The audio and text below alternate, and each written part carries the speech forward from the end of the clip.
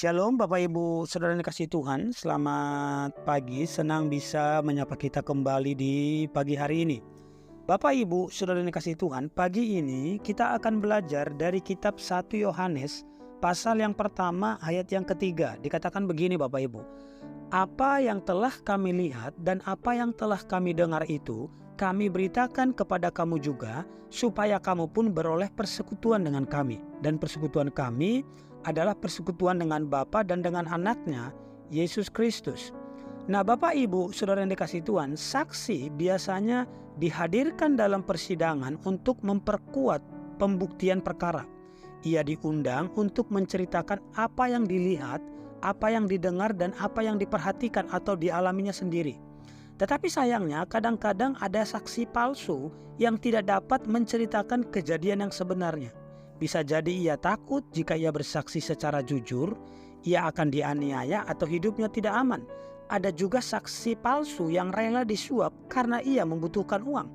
Nah kalau kita pelajari dalam ayat ini, dalam teks ini ada pengulangan kata lihat sebanyak 3 kali dari ayat 1 sampai ayat 3. Kata dengar sebanyak 2 kali dan kata beritakan sebanyak 2 kali. Hal ini menekankan pada esensi dasar bahwa seorang saksi yang asli perlu mengalami 3 kegiatan ini. Yang pertama dia melihat, yang kedua dia mendengar, dan yang ketiga kemudian ia memberitakannya. Kegiatan ini yang membuat para rasul berani menjadi saksinya yang asli. Kesaksian mereka tentang Yesus Kristus tidak dapat digentarkan oleh penganiayaan, bahkan oleh suap sekalipun. Mereka menjadi saksi yang asli dan berharap semua orang memiliki persekutuan yang karib dengan Allah dan sesama. Tetapi di zaman sekarang ini Bapak Ibu, menjadi saksi Kristus juga tidak lepas dengan tantangan itu, dan tantangan itu terkadang berupa perasaan malas, sungkan, takut jika dianggap mengkristenkan orang lain dan sebagainya.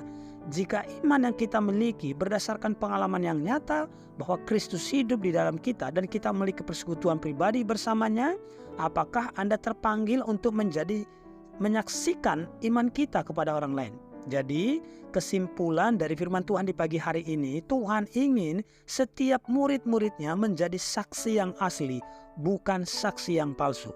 Jadi ciri dari seorang saksi yang asli adalah pertama dia harus melihat, kemudian dia mendengar, kemudian dia menceritakan apa yang dialaminya.